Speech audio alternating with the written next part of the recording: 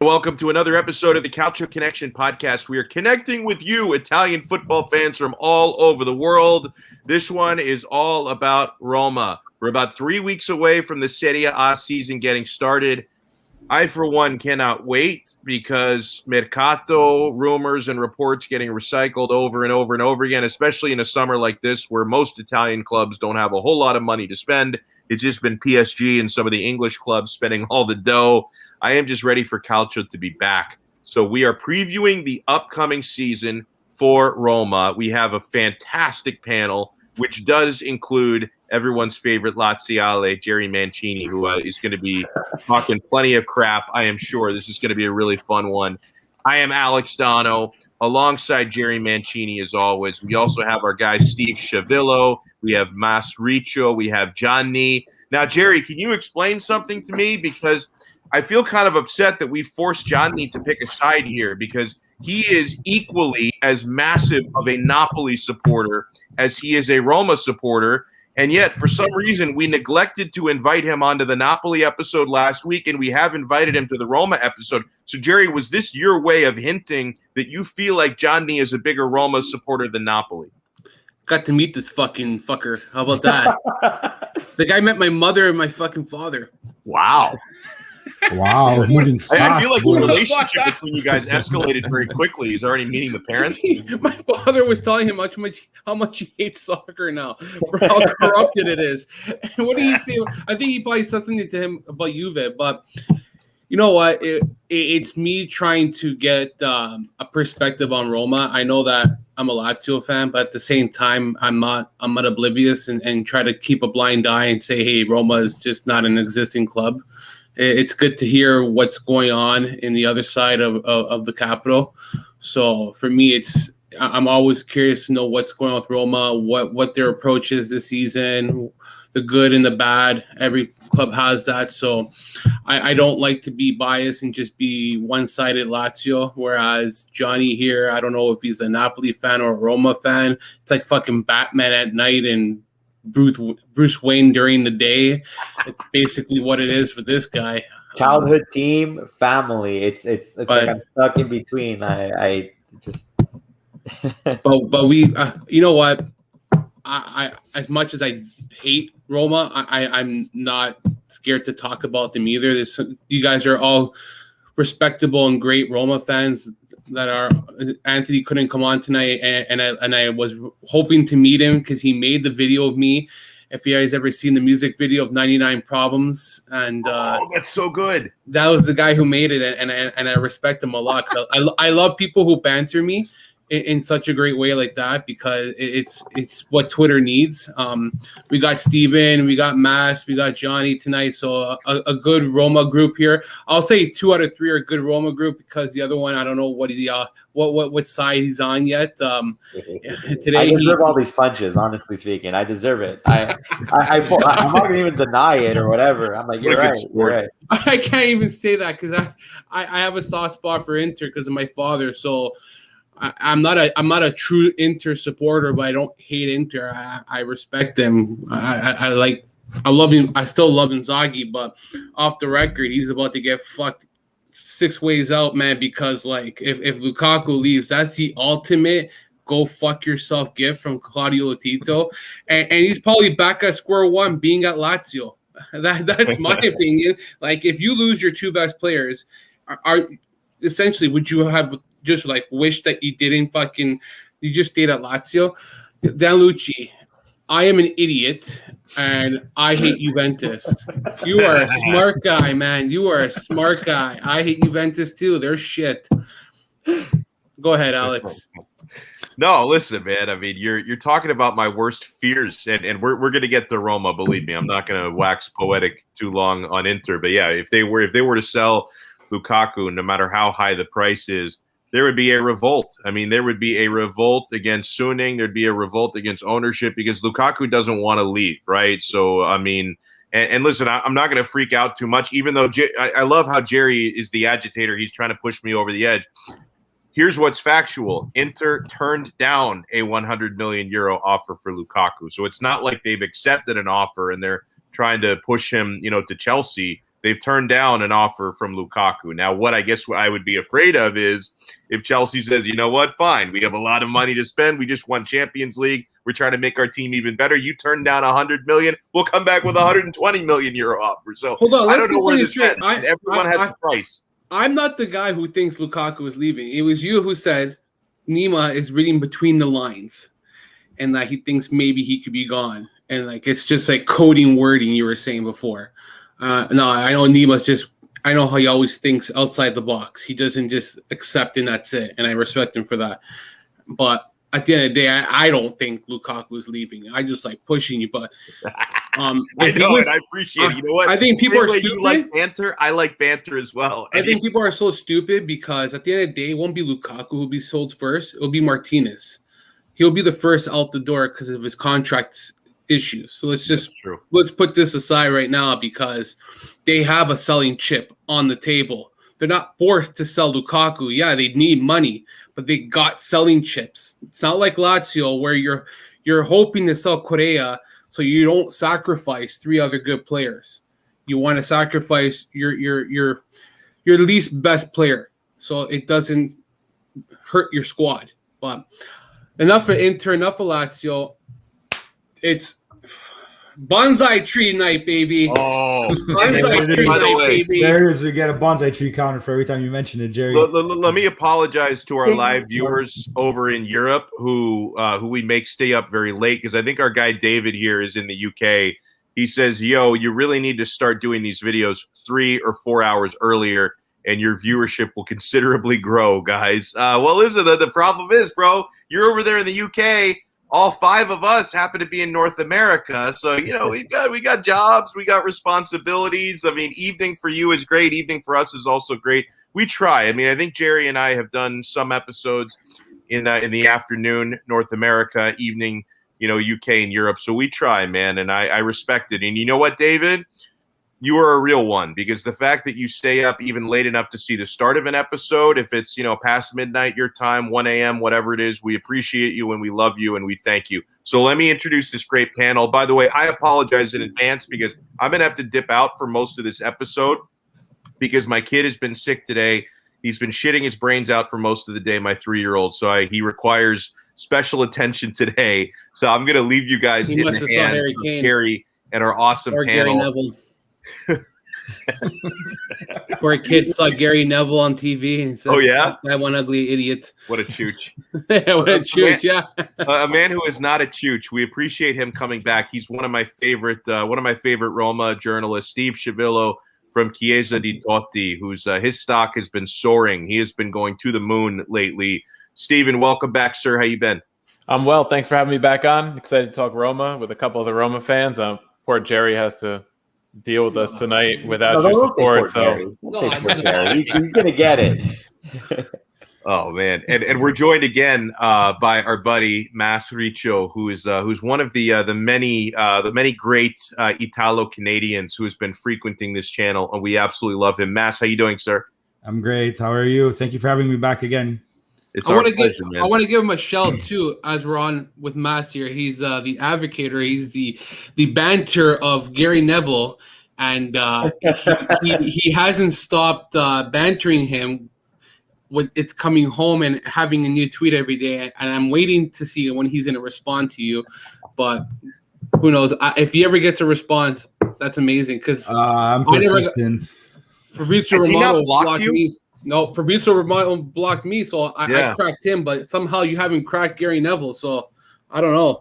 I slowed down a bit. I've been running out of ammo at what to tweet at him about that Euro, and like I've been pulling stats and like really doing a deep dive and really reaching into the bag there. It's getting tough. I took a break this weekend because I had some family stuff to attend to, but I mean I'll get back on it this week. I love how it takes family stuff to be like, you know what? I have to go easy on Gary Neville for a few days. Yeah. I have family obligation. It's like a full-time job. That is too good. And we're also joined again. I know Jerry and I were already bantering this man a little bit, but he is a real one, and we love him. Johnny from the Calcio guys is back. He is looking great, not only with the beautiful bald head like myself, but he's got that wonderful, wonderful Roma shirt on. Johnny, how are you, sir? First of all, thank you so much for having me on and for that introduction. I love it. I'm always happy to join you guys, and I'm happy to be back on with you guys. So I want to get the ball rolling with. I think this is the obvious place to start before I have to step aside for a little bit. And Johnny, I'll start with you on this one, and then we can go around the table with Mass and with Steven. Roma, of course, made a very high-profile appointment for their new manager, and that is Jose Mourinho, who comes back to the Serie A. Obviously, he is one of the biggest names on planet Earth in managerial circles. He comes with a lot of media attention, and you guys know, of course, I have a very special place for Mr. Mourinho in my heart after winning the treble with Inter 11 years ago. So I am happy to see him back in the Serie A. So Johnny, let me start with you. Were you shocked because this kind of came out of nowhere, because it was looking like Sarri was going to be the guy, and then completely out of left field it was Mourinho. So how did you react to it? I was like, this got to be a fake rumor. Then it was actually posted on the AS Roma Instagram page, and I'm like, oh my God, this is actually happening. Like I would have never thought in my lifetime that a big manager like Mourinho would have undertaken Roma as a team, probably because he wants a challenge. He wants something different, and I think he really enjoys managing in Serie A. And I'm all for it. I mean, the guy has 2 Champions League titles. He's won numerous league titles. Like he knows how to win. He's one of the best of all time. And especially Roma, as we all have seen past couple of seasons, you see there's been a loss of guidance. They seem, I don't want to say that they're like, Mass and I have discussed it many times before personally, that there's like a lack of enthusiasm or leadership. Like there's a lack of like passion for the team. And I think like a guy like Mourinho can bring a certain like general attitude back. Like I don't want to say like militaristic. Wow, I can't even use words tonight. Type of military attitude, but something similar to that. So on the whole Mourinho front, I'm all for it. I'm excited for it, and I only expect good things to come. I don't think anything dramatic like a major European title victory, but the fact that they're going to get back into a winning mentality just to get the ball rolling. And just a quick little thing, I think it also shows that the Freakins are like, okay, we're too new with this. We're unsure where to go. So what's the best way to do this? Let's get one of the greatest managers of all time to handle the team. Let him kind of take control. We'll just, hey, whatever you need, we'll try to get it for you type of thing. How about you, Mass? Yeah, so I mean, they were pretty quiet about the Mourinho thing. It kind of came out of left field, I find, because like we were seeing rumors of Sarri and other names being thrown around, and when I woke up and saw Mourinho that day on Twitter, I was in shock because he wasn't even in the mix, I think, in what's been being circulated throughout the Twitterverse. So I like it. I think he's the right guy to bring an identity back to this team, because I feel like that's what the team's been lacking under Fonseca. Like they didn't look like they had like if you look at teams of old, like they're lacking some sort of like fight while wearing that shirt. And I saw that lacking the last season that Fonseca was there before they decided to part ways with him. So, I mean, he's a great manager to have to kind of bring that back, make them more responsible defensively, which we've kind of seen throughout the preseason games. I mean, outside of Porto, I didn't catch, I think, did they play Sevilla yet? I kind of, 0-0. So there you go. I mean, it's not it's a great name to have. He has the pedigree, right? So, I mean, if we look back at his previous appointments, he has a Europa Cup under his name, I think, or 2. I'm not sure. Might have been the one with Man United. Man United, I think. Yeah. So he won the Europa with them. And look, everyone's kind of got the jury out on him because he came out gunning in his early career. So now it's like, is he really as good as everyone says he is this far in? I think he has a lot to prove, and he's going to be the right manager to kind of right the ship for Roma moving forward. So, what about you, Steve? I know you probably have said so much on your pod. Yeah, I mean, like the guy said, the move came out of nowhere. I mean, the day it happened, I was at work, and my followers tweeted at me like, "Oh, you guys have a lot to talk about in the next episode," and I thought he was talking about Fonseca getting canned, and I was like, "Well, that's not really like that big news." And then I refreshed my stream, and I was like, "Holy cow! Like this came out of nowhere." And I think that's just how the Friedkins operate. Even with the signings this summer, I mean, Shomurodov, that came out of nowhere. Vigna, who's going to be Spinazzola's basically replacement till he comes back, kind of came out of nowhere. None of the names that are linked ever end up there for some reason. Even the Xhaka move starting to break down, so maybe somebody else comes out of nowhere. But even Pinto's hiring, besides Mourinho, was real quiet. I feel like it was not a name that was circulating too much. But I think the biggest thing, you can't expect miracles. I don't expect to win a trophy this year, unless they win this grand conference league or something. But, I think the mentality is the biggest thing. I think the team has lacked like a nastiness that they haven't had since the De Rossi's and the Nainggolan's and the Strootmans left the team a couple of years ago. And there was that fight. And I think he has brought an energy to the team. Like Mancini's comments after the Porto match kind of spoke to that, how the team rallied around Mkhitaryan after that Pepe foul. And even you see Dzeko's excited to play for the team again. And Mkhitaryan, guys that probably were out the door. I thought Mkhitaryan would leave when Mourinho came because they didn't have the best relationship from the United days, it seemed like. But it seems like he wants another crack at it. And Dzeko, I thought he was gone. I mean, the guy had almost 2 feet out the door last year with Fonseca, but it seems it was more of an issue with Fonseca than it was the club. Many Roma fans would have rather seen a new striker come in, but if Dzeko's energized, maybe he gets you 12 to 15 goals, who knows? But I think it just shows the Mourinho effect and what the Friedkins got out of this move already without even, playing a regular season match so far. Well, I'm just curious, we know that Mourinho kind of gets stale, and in recent seasons, he's never really adapted his style, and he's not like a modern manager anymore. Like he thinks still 20 years ago. Do you think that may be a factor with Roma, or you think that somehow his style will adapt to the way you guys play, or will it cause any problems? You know what I mean? Like, you think he still hasn't gone out of his box and try to think more creative now? Sorry. No. Right. He's gonna have no choice but to adapt, right? He's got to prove that he could kind of roll with the modern day game. I feel like his style will be more suited to Serie A. I mean, you saw how much success he had with Inter, right? So it could work, but he's gonna have to tweak, because if everyone starts getting the playbook on him, it's gonna be a long season for us, because it's not hard to shut down after. So he's gonna have to be nimble. He's gonna have to adjust. There's no choice. He has to prove himself too now, because his last few years haven't been exactly stellar. And correct me if I'm wrong, didn't he use two different type of formations in the past couple of games? I think he did like a 4-4-2 and like a 4-2-3-1 or something like that. I could be like mixing it up in my brain right now, but I think he's kind of experimenting a bit, seeing what he has with this, or seeing what weapons he has available to him. So yeah. Yeah, I didn't see the Sevilla match. I think the 4-2-3-1 will be the base, but I think he's shown some flexibility so far in the preseason, and I think he's going to have to adapt. But I do think that, like Ma said, that he fits Serie A a little bit better tactically than he does the Premier League. Different style of play. And I think he has to see this as his last chance at redemption, really, because if he fails here, what other big club will give him a chance again? I think in England, his brand has gone stale. Tottenham was tough. I watched the All or Nothing documentary when he took over that team, and they were playing with tons of guys injured. Kane was out, as much as I know you banter about him, Jerry, lately, but he's the best striker at the Premier League the last year, and he was out, and he actually turned Kane into a guy who had the top goals and assist numbers in the league before he got fired last year. So he can work with the players that have the right mentality, that buy into his kind of siege mentality. It's kind of like us against the world sometimes, which a guy like Dele Alli, who was a bit of a prima donna, didn't. But I think if Roma brings in the right players, and I think a lot of the players that are there now have that mentality. I think Gianluca Mancini will love working with him. I think Zaniolo is going to thrive with him.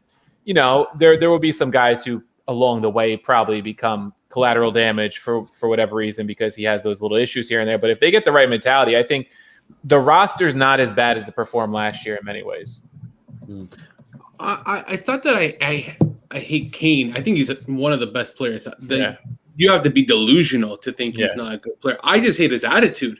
When you don't show up to training camp today, it shows me how good of a player Savic is, not just on the pitch, but off the pitch in his leadership.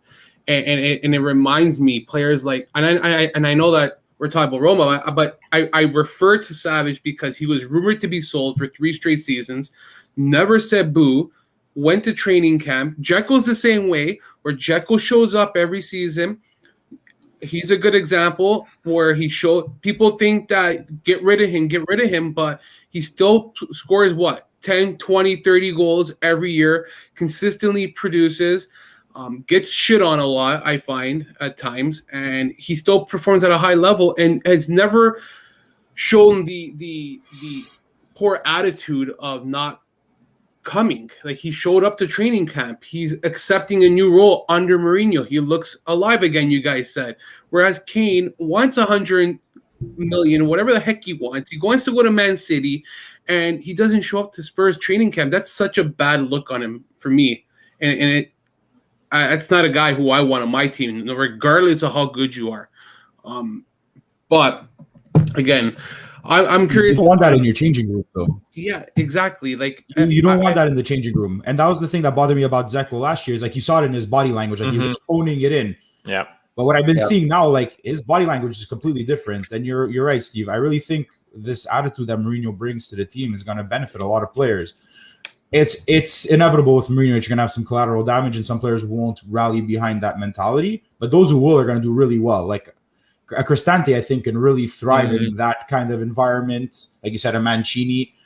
He tends to pick on like your star players that are, because he expects a lot out of them. So I think Zaniolo, it's going to be a make or break. Like he looks like he's coming back strong, but if he doesn't gel with Mourinho, I think he unfortunately might be collateral damage if he can't handle that kind of pressure coming from a coach.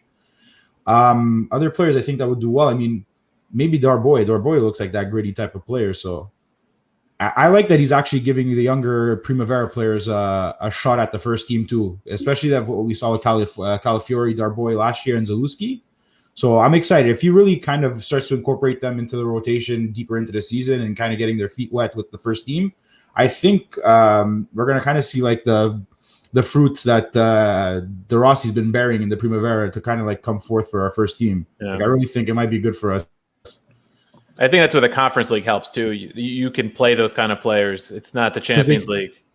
Yeah, because they could do better. It's that their talent will probably be on par, if not better, depending, right? But given our Primavera's history, I think they're better. So, just a side topic, I agree. Luis Alberto is a prima donna, and he follows suit with Harry Kane. As a Lazio fan, I'll be honest, that guy, sometimes he could be the best athlete on the field and he can give it 110%. But there's days where he needs to shut his mouth, and he's no better than Kane, where he just bites himself in the ass. But I want to get away from that. But I'm curious. If Maurizio Sarri had signed with Roma, do you think he would have been a good fit? Or are you more happy that Mourinho had joined over Sarri? Because you guys play a 4-3-3, right? Or no? No, not so much last year. No. Okay. So, Johnny, tell me, do you think that maybe Sarri would have been a better choice over Mourinho, or do you think that Roma maybe dodged a bullet? I think Roma dodged a bullet. I don't think Roma had the team for Saudi ball. I think they didn't have the legs for it, maybe a bit on the left side, but overall they didn't have the legs for it. Up front, Dzeko wouldn't have cut it. I mean, you could, even Higuain, when he was playing with Napoli under Saudi ball, he was fitter than he is today, type of thing.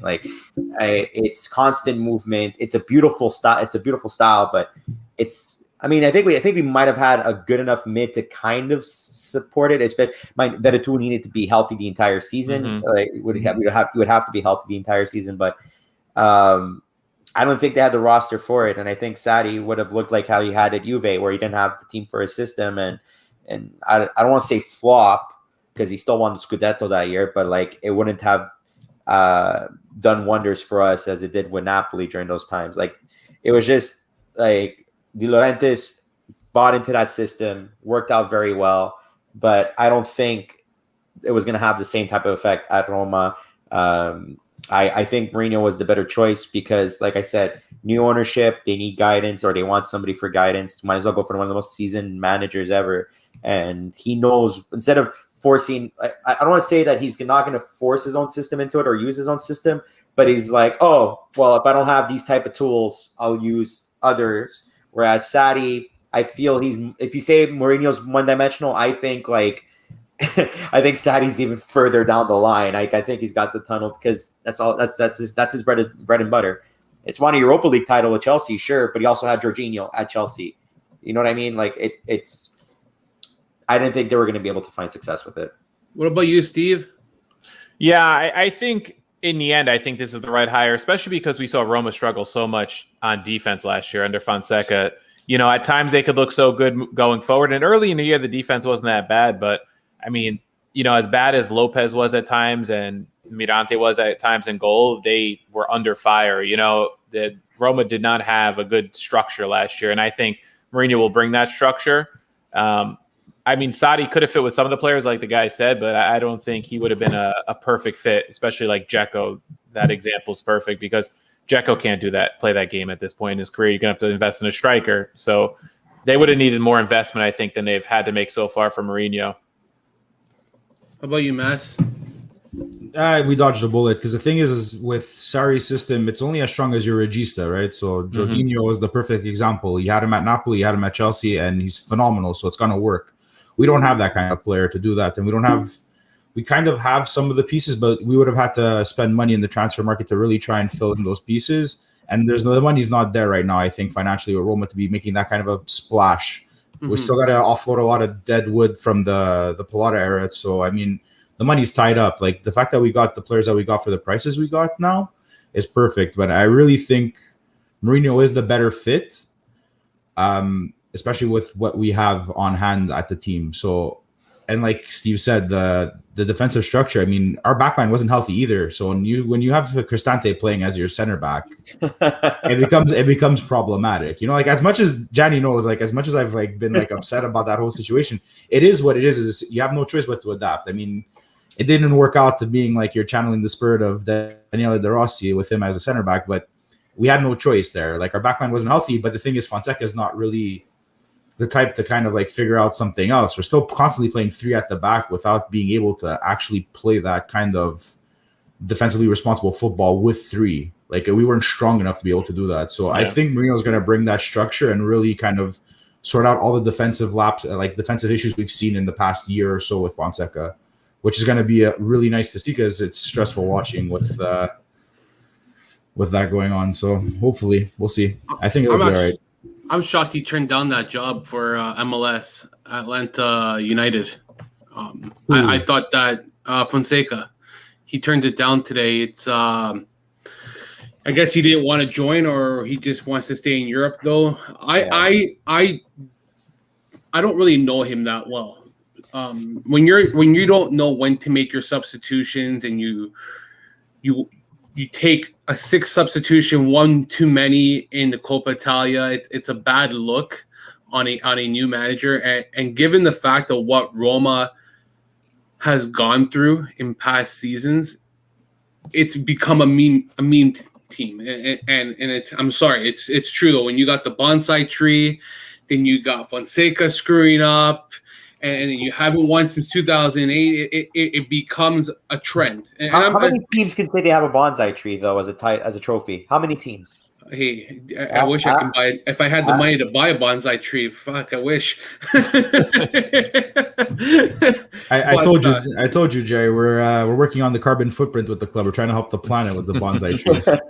But here's the thing. I banter about the Conference League. But in all fairness, a trophy is a trophy, a tournament's a tournament. It's not just.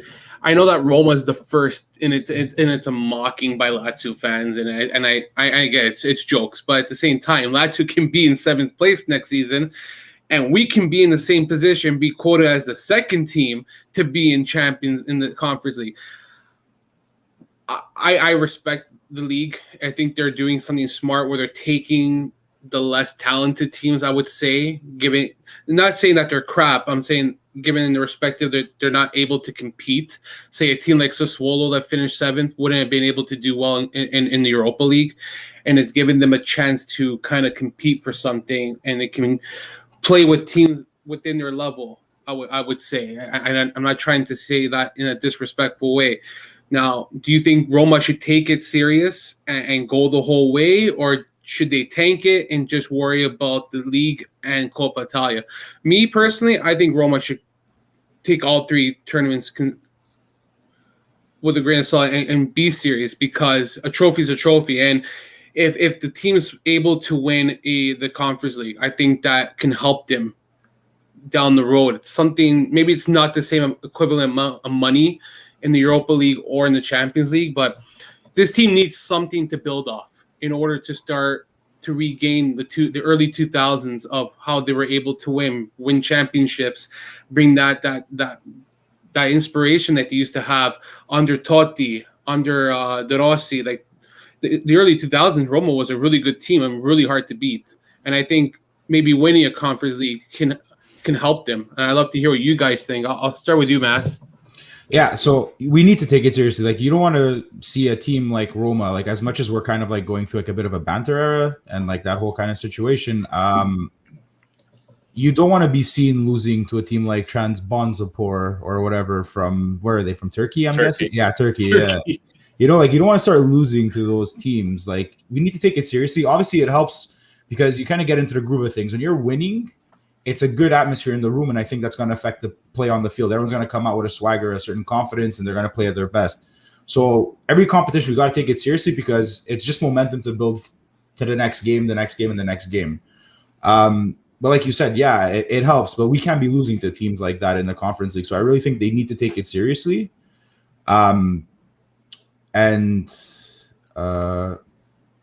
no, we got to take it seriously. Every competition. I think Mourinho will be the right guy for it, though. Like, I think he can handle it, but we need to win the Conference League, I think, anyway. Like, we really got to go within our means, obviously, to rotate the squad and keep everyone healthy. But I think Conference League is a must because we are that high caliber team that shouldn't be playing in that conference. So we got to prove that we're better than everyone there. The rest, it's just bonuses for me. Like, for the Scudetto, if we finish top 4, I'll be more than content because I really think we're more of a 6-5, like 5-6. And for the Coppa Italia, we try and go as deep as we can, right? So we'll see. I want to drop in for 2 seconds. I know that you guys made the semifinals 2 out of 3 years, but for me, that equates to nothing because you're still in a financial situation where you're like 200 million debt. You still got a crisis. By making the semifinals of the Europa League twice in 3 years, that's a lot of money you're supposed to be retaining and should be really invested better. That's what it comes down to. It's poor investments. I mean? Look at Polada, especially with the Allison money. Where do we get? Olsen. I think, was Under part of that at some point in the spending? I'm not sure. I know it was Olsen. Cristante came in. Under was already on the squad. Under was already on the squad? Yeah, because so he was on the Champions League semifinal team. Let's see here. Taking a look. Also, even if Spurs is a better team, it doesn't always equate with the best players on the field. Maybe they don't adapt to Mourinho. So, given that Roma maybe has less talent, I'm just answering his question, and you guys can piggyback. I think maybe Mourinho can do better with Roma compared to Tottenham, where there's less pressure, younger players. Maybe they're suited better to him. They listen to him. He's got less egos in the team. A guy like Harry Kane, like we said earlier, can cause a lot of problems. So. The problem here is that you can't really compare Roma to Tottenham in terms of history, right? I think I would like to think we have more history than Tottenham, and our fan base is much more has been there in force since the early days. Whereas Tottenham now, it's only been recently I feel like there's a lot more Tottenham fans that are coming out through the woodwork. So I think it was just a situation that Mourinho was put in at Tottenham where it's like, I think the team thinks they're better than they are. Whereas we realize that we're not where we should be. And I think Mourinho could kind of get us to where we need to be versus Tottenham where it's like, oh, we're amazing, but you don't see the results. You know what I mean? Like, he brought them all the way to a cup final. I think it was the Carabao Cup. Yeah. I think they fired him right before the match. They fired him right before, which makes no sense to me. How do you fire a coach who gets you there right before? I really think there was something else happening in there, and I think he may have lost the room because that was the one thing in comparison to Mourinho when they had Pochettino. A lot of people were they rallied behind Pochettino a lot more than I think they did Mourinho. That's what I see as the optics to fire a coach right before a cup final and when he gets you there. But I think this will be the right step forward for Roma. I think he could do it with what we have. It helps to have a big name coach like him because we could attract more talent once we kind of get our finances in check. Mm-hmm. Like I said, we got a couple of guys that still got to get out the door. I think the Olsen deal broke down for us to kind of get some money back from that. And I mean, who would have thought Granit Xhaka coming to Roma on top of that, right? I mean, Mourinho came and then all of a sudden we're linked with Xhaka. I think it's a good thing. That deal broke down too, which is unfortunate. So, I mean, I think Arsenal too are asking for a bit much, but it helps. He's going to attract the talent. Just to add to your point, by the way, to continue upon like when you sold Allison, basically it depends on how you look at it. The Allison money just led to Schick, Nzonzi, Pastore, Kluivert, and Defrel. Yeah, there you go. All Monchi's toys. Yeah, all Monchi's toys. Two of them are gone. I think Nzonzi is at Stade Rennes on a loan. He's back at Trigoria, waiting to be sold or not willing to be sold. Yeah, they left him out the pasture. Even Pedro apparently now recently is on his way to Russia. I think Zenit. He's been rumored to Zenit. We brought in some really questionable players that are like I feel like are like way past their prime at some point. Like a Pedro, I would have rather not. Pastore too. Like Pedro's it's a lot of not bad. Control. Pedro's great at Chelsea. Okay at the time. Schick was too much, in my opinion. Schick was way too much. For sure. Here's the question: how much are you paying Pedro? How much? He has a really high salary. It's got to be $4 million or so. That's probably crazy. If you got him closer to 6 last I checked. That's fucking insane. Yeah, man. That's insane. But he's making more than Immobile, Savic, and freaking like. Are you kidding me? $6 million. The guy's making double what they're making. No, those purchases and a lot of players we brought in with Monkey during the Pilota era towards the end there were very questionable and suspect at best. They put us in a bad situation before they handed the team off to the Friedkins. Mm-hmm. Well, Pedro was after Monchi though, no? No, it was Pedro was this summer. This past summer, yeah. Like that's crazy money. I think he's good for $2 million. If he was there for $2 million per season, $2 million or less, that's a fine sign. My timelines are all messed up. I always thought it was a lot longer with Pedro. It feels like it's been forever. It was just one long season. Yeah, that's exactly what it was. See, I don't have his wages. Like I don't know his wages, but if he's making more, like I know Immobile makes $3.5 million. So to make more than that, and what he's at such a late age, and I'm just comparing. Like it's bad investment. You're right. But I don't mind Pedro if he's $2 million off the bench. He's a good depth player's sake. Maybe provides experience, leadership in the dressing room. But you know how Mourinho is, right? He has a certain type of player. But Steve, what do you think? What are your thoughts on the whole Conference League? And I think they have to take it seriously. I mean, if Mourinho is here to instill a winning mentality, and if he makes the 3 years of his contract, I think this is a good starting point because. You're not immediately thrust into the Champions League with a roster that can't handle it. You're in a tournament that, by all means, you should be able to make a deep run in if you really want to, even while rotating the squad. I mean, we saw what Fonseca did last year with the Europa League. That was probably the best thing he did in his 2 seasons was he handled the squad very well in the Europa League, played a lot of the reserves in the group stage, and then as they got deeper and they played the Ajaxes and some of the other better teams that they played along the way, then they started to bring players in. And even United, that went bad, but it went bad after they lost 3 starters to injury in the first half. So who knows if it turns out at least a little differently, if Spinazzola there too and Lopez don't get hurt. So I think that Mourinho has to kind of take the same mentality into the Conference League. And then if, you get far and you face like a Spurs or whoever the bigger teams are in that tournament, then, you could throw some of the bigger names in. But I think for now you rotate players and you try to win every match because like the guy said, you build the momentum and you're working on the mentality that he's trying to fix at Roma. And I think that's the difference with Spurs too. You brought up Spurs before. Spurs had made a Champions League final the year before Mourinho came in, and then things went sour with Pochettino before it was even Mourinho's team. So I think that run kind of created a mentality there that they had to win right now. Whereas Roma right now is not in a win now mentality. Even Mourinho in his opening presser said, it's going to take some time. Which is not something that is usually expected of him with a lot of his jobs. It's usually like we're bringing in Mourinho to win trophies. And I think now it's like we're bringing in Mourinho to create a winning mentality more than anything. No, that's a good point. I just want to piggyback off Steve because that's the thing is, and our fan base is probably the most impatient as well. So we really need to understand that this is going to take some time. I know soccer is like a what can you do for me now type of sport recently, but in the state we're in, we've got at least 1.5 to 2 years before we really start to see the wheels kind of kick in under the team and he gets us to where we want to be.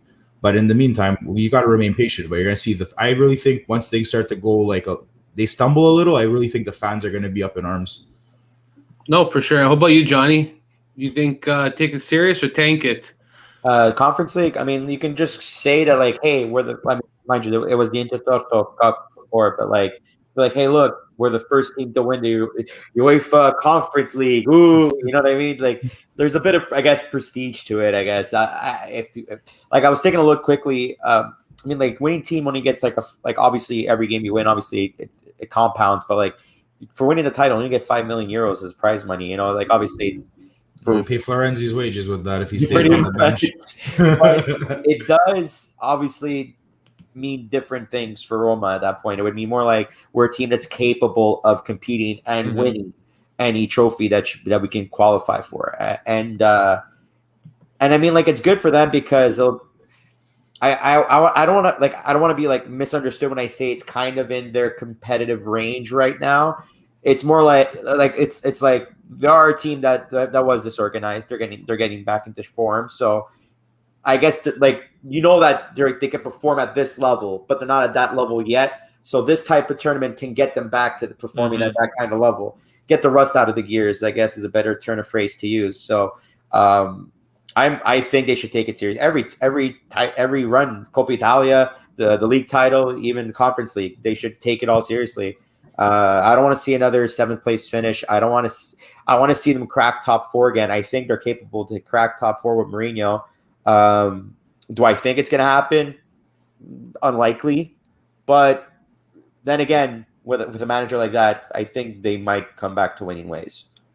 Yeah, I just want to correct myself because Ivano Cardone actually called me out. He's right. It's not 2 Europa Leagues. You guys made it to the semis. It was a Champions League and a Europa League. And can't believe Di Francesco took you guys to a semifinals of a Champions League because that guy fucking stinks. I'm sorry, man. I know he was great at Sassuolo. Everybody else telling me because I didn't watch football the last decade completely, and I know people call me out about Sassuolo. That's great. That was 7 years ago. The guy is going to get fired first this season. Just off topic here. I think he's not going to last. Where's he? Verona? Verona. He's going to ruin that team. They're going to be battling against relegation, but that's a whole different day, I guess. But one thing that shows, Jerry, is what the effect Allison had on that team compared to what Olsen and Lopez have done to the team the past couple of seasons. Yeah, 100%. That team was swinging and they carried Di Francesco during that season. Like they were really playing well, regardless of how bad he was tactically. You know what I mean? Like, especially against Liverpool, like. You go on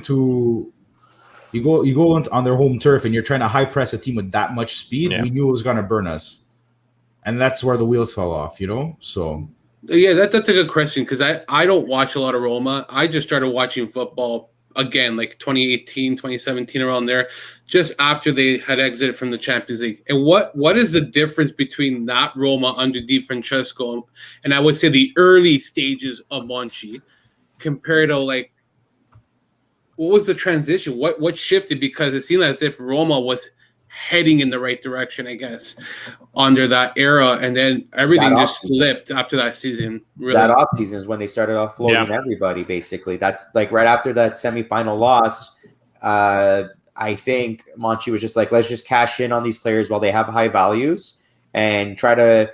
I don't want to say play FIFA manager mode, but try to go after younger players that have the potential to become better. You know, and it was basically just reinvesting in, well, besides Nzonzi, younger, more or less younger players, and it was poorly done. That's what caused it. They broke apart like such a good core, and I'll say it, I even Mas can vouch for me, you know, about the Nyangolan sale, for example, you know, unless Daniel was the second coming of Christ, which he's turning out to be the second coming of Christ, I'm I think that was one of the biggest pieces that we lost. Mind you, Allison is a major piece, but personally speaking, Nyangolan was the type of player that he loved to put on the Roma jersey. He had the passion, he had the fire. He made a big difference with his type of grinta in the midfield, his screamers from far. That team overall was so good, with very great underrated pieces that he just imploded it by just selling everybody, and that's what caused it. Well. Yeah, I just asked you guys your perspective because you guys know better than I do. Yeah, we lost a lot of character players in that offseason. Yeah. The Nainggolan hurt me the most. You saw it. He didn't want to go. He really wanted to keep wearing that Roma jersey. Yeah, it panned out that Zaniolo is that star that we wanted in that deal, barring that he remains healthy, because that's another story with our club and non-contact injuries over the years. But we lost two. We lost the Nainggolan's that year. You ship off Florenzi on loan, a Roma born and raised, and he loves to play for that jersey. We got rid of Strootman, I think, as well. Strootman, yeah, like 2 matches into the season, I think. 2 matches into the season, he was out the door. We're getting rid of guys who are proud to wear that jersey, and that's what we've been lacking up until now. And that's what I was. Yeah, go ahead. I was just going to throw in about Strootman and Nainggolan. That's what I was talking about with Mourinho. We've been missing that fight and that grinta in the midfield. After that midfield was pulled apart, it was them two and De Rossi, and nobody was running through that midfield without taking a hard boot to the shin if you're going to get by. Now it's like people walk through the midfield. Yeah, so that's a great point. I mean, you started to see it a bit with certain players. I mean, I guess some players were starting to kind of have a change in attitude towards the end with Fonseca, because they knew he was going to be out the door. Yeah. So you're starting to see it with Pellegrini. Like, he started to have a good run of form. He was playing hard during a couple of the Europa League games that we were in towards the end.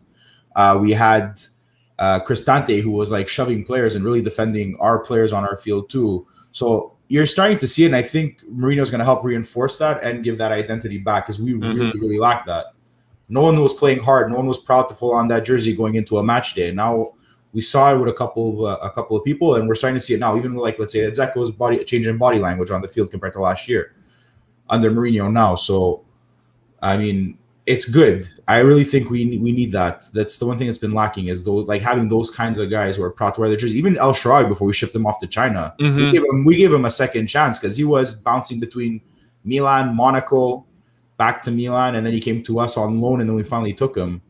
I mean, Smalling kind of came up. I think Smalling was not bad at the beginning when we first got him as well. He looked like he needed a change of scenery, and he was happy to be in Rome. Like, we need players who are happy to play for this club and that want to play for the club.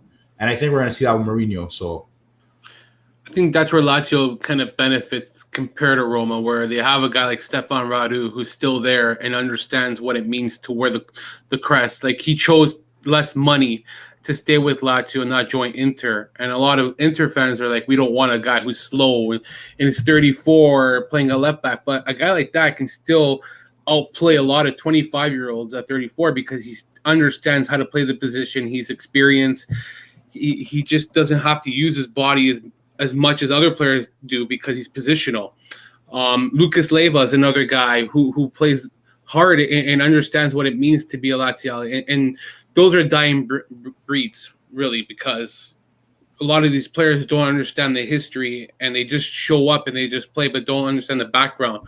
I think that Lazio has Sergei Milinkovic-Savic and Ciro Immobile, two guys who are been with the club for a long time and are going into that next level where they're going to take over that role of Leiva and Radu and have been there. And I think that's what Roma's missing, that long tenure player. And I think Zaniolo is a good shout, where he could be that guy who represents Roma, understands what it means to be a Roma player and the tradition, and can carry that torch and start to bring players in and show that leadership. I know he's young, but this is a guy who's had 2 serious injuries, and I think that he's got a lot of character. That's the guy you look at. If I may piggyback off of that, I mean, I don't want to say that every player that puts on the jersey has to be like 100% I will die for the jersey. You're not going to have that all the time. Like, I would love to see players like, okay, you know what, I'm still going to give my 100% effort, because this is the team. I'm a professional. It's the team I'm playing for. But it's going to be rare to find those guys that will die for the jersey nowadays, or even before. Like, it would have to be a local kid growing up, like watching the team, that just all of a sudden, like, now this is your childhood club. Let me go and prove it. But I do agree with the Zaniolo thing. I think another reason why it might happen with him is because at Roma, he has the opportunity to be the guy. He has the opportunity to be the face of the franchise, of like the icon, like every advertisement, like the first player they're going to use for advertisement is Zaniolo.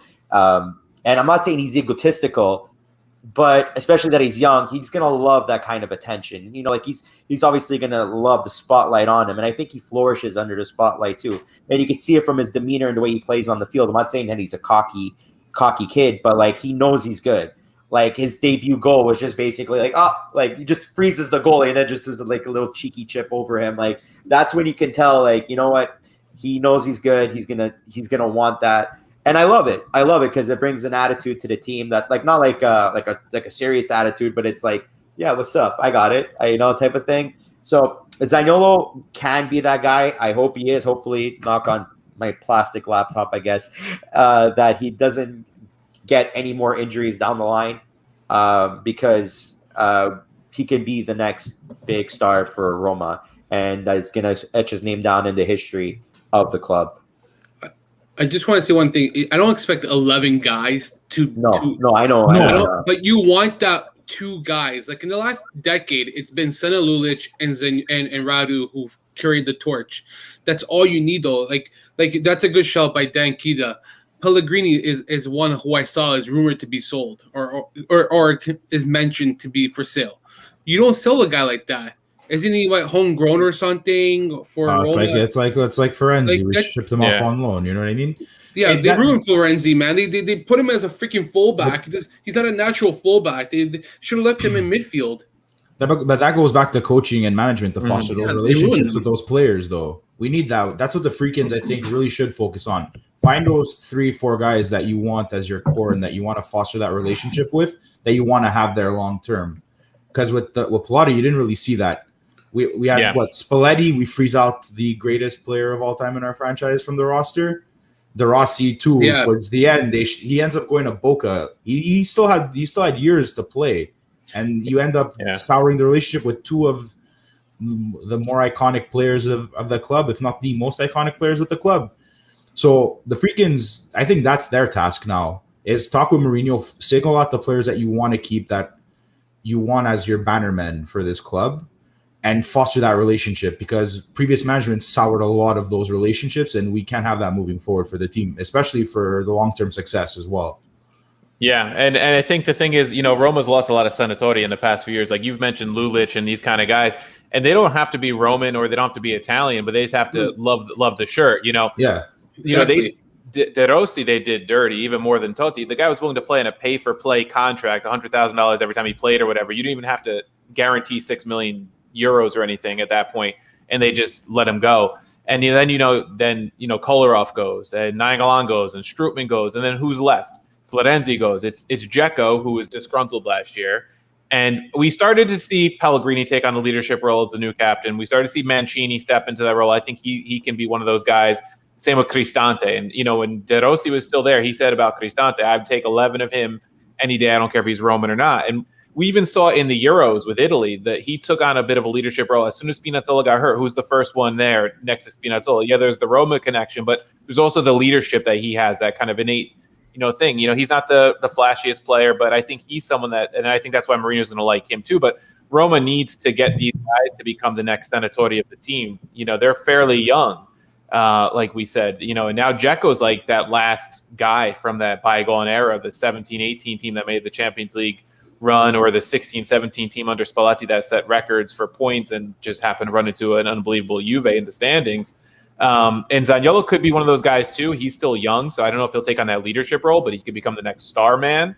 But I think they're going to have to start to build up the leaders in the dressing room, like the Mancinis and the Cristantes and the Pellegrinis, to complement, what Mourinho wants.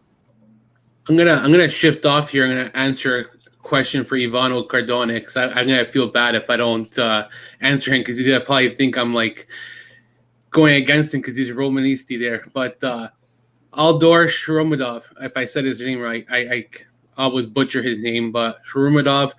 What do you guys think about this signing? Do you like it? Do you hate it? I'm gonna start with you, Johnny. I like it. It just makes me question about Mayoral's role on the team. Mm-hmm. Like, he has a 2-year loan spell, and I figured out what the option to buy, and obviously didn't activate it this year because I think maybe they want to see what Marino's going to do with him.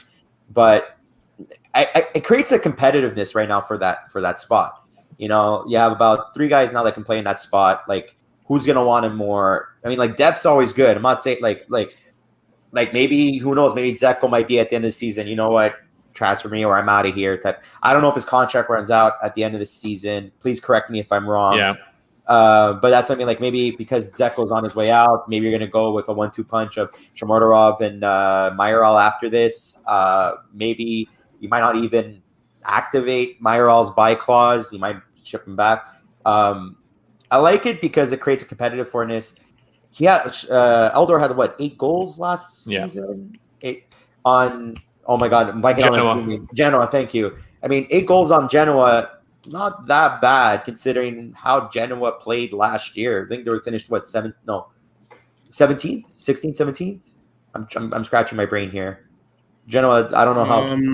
They finished near the bottom, like in the middle there, like 15th, somewhere around 15 or so, probably. Okay. Yeah, something like that. So 8 goals on a 15th place team, still pretty decent. I don't think I'm not sure. I can be corrected on this. I don't think he even started every game either. So it shows promise. Now, obviously, he's going to get more playing time. He's on a higher quality team. I'm excited to see what he does. And competition is always good, especially within the team. If it's friendly and if it helps like mentally bring everybody up to a next level, it's only good. It's only good. And like I said before, the Dzeko question mark too is also a factor into this. Yeah, I mean, the Eldor move is interesting because I think they splashed about 17.5 million euros for him, and they were unwilling to go to 20 for Xhaka, which is a guy that Mourinho targeted. His goal scoring numbers, he came on late last year. He scored 5 goals in the last 6 matches, I think, which kind of bumped up his numbers. But even in Russia, they weren't the greatest, which makes you wonder what they're spending that money on a 26-year-old for. I did see his pressing numbers. He does press at a high rate, which is probably something Mourinho's interested in, and he can play across the front three. So there's some potential there, but I think you bring up a good point about Mayoral. I think Mayoral probably isn't the Mourinho type player, and he could be on his way out after the end of the season. It's interesting that they renewed him if they weren't going to use him much this year, because I haven't seen many of the friendlies. I've only seen the Porto match, but from what I've heard and read, he's kind of started to take a little step to the side, Mayoral, in terms of his minutes already. So it could be interesting to see how they utilize Mayoral going forward if Shomorodov is someone that Mourinho targeted, because it seems like Pinto's working in unison with Mourinho and targeting players that Mourinho likes. So it could be interesting. What do you think, Mass? I haven't really seen Shomorodov play. So, I mean, an extra striker in the room can't hurt, especially if Mayoral wants to have his space on the team since he is on loan. So having a bit of a competition between your strikers can either benefits the team or it could really just not work. So we'll see. But even if, let's say, Mourinho wants to play a 2-striker formation, it helps to have that extra guy on the bench, right? So, I mean, that's I can't really say much because I didn't really follow Genoa that much to be able to say anything about Shomorodov. But if Mourinho's targeting him, there's a reason, with anyone for a coach, right? So who would have thought that he's 26 years old, eh? I actually heard this. Yeah, I thought he was younger. I heard this on Cultural Connect. I heard this on Cultural Land, actually, which I haven't finished it yet. Which Steven was on actually last week. If anybody is interested in getting some more background on Roma, by the way, but I never listened to that episode, and I didn't know that he was 26. And I personally like this move for Roma. I think he's gonna be the second striker, personally. What do you guys think? I think that I agree with Steven. I think that Mario is not a Mourinho player, and he's just there because of his contract, and he's now on the shit end of it, and he might I don't know, his value might drop after this season, and he goes back to his original club. The thing is that if Mourinho wants a player there's a reason, right? So I thought Mayoral might be one of those guys that kind of gets lost on the wayside with the whole Mourinho transition, because he wasn't a guy that he brought in, right? So we're going to start seeing more how Mourinho wants to kind of shape this team with who he's been bringing. We already saw Viña come in as the replacement for Spinazzola. And from what I've heard from a lot of the fan base from Palmeiras, we're getting a really good player. Like the fan base is sad to see him go, which is a good sign, especially if you haven't really watched a player.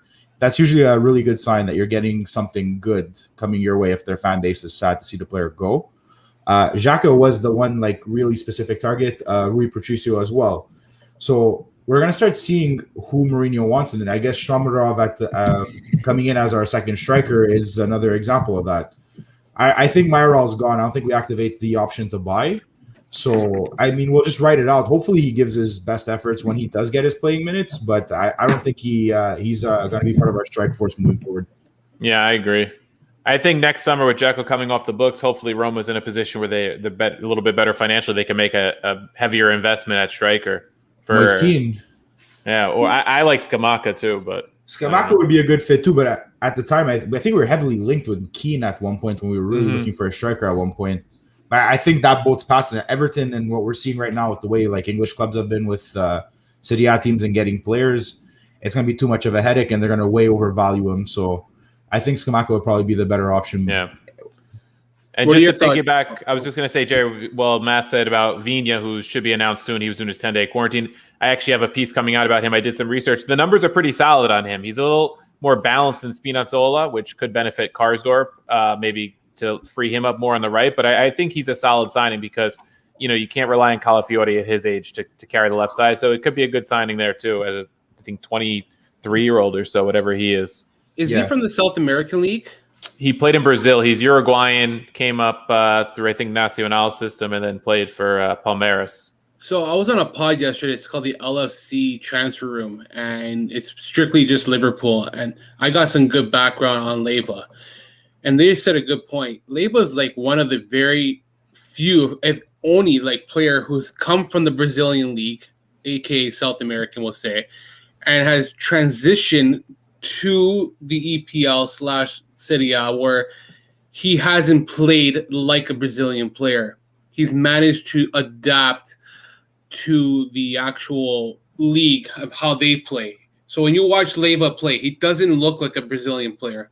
He plays like a European player where he's positional, doesn't run all over the place. And I kind of find that that's true. A lot of these South American players, they either don't crack it right or they just look out of their form, like they just can't adapt to it. I'm curious to see how this guy does, but it was a good point where I actually didn't notice that. But what about you, Johnny? What do you think? You think Shurumadurov, fucking just call Maldor. Who would have thought we signed an Uzbekistani striker? It's just weird to say it.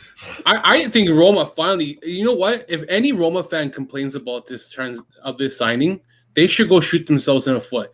Seriously, because this club has complained that they haven't had a striker behind Dzeko for how long. Now you got fucking 3 strikers. You try 1, you try 2, you try 3. You got something. You got depth for the first time in the number 9 role. You want a 26-year-old. You want to think for the future, too. You don't want a 35-year-old coming over to replace Dzeko. You need something to build on, too, right? Oh, no, for sure. And Roma Twitter's been split, too. It's crazy. Yeah. I think what makes people nervous is that his goal scoring numbers for a striker aren't great, and he's 26, and you're spending almost 20 million euros, and then the resale value starts to come down.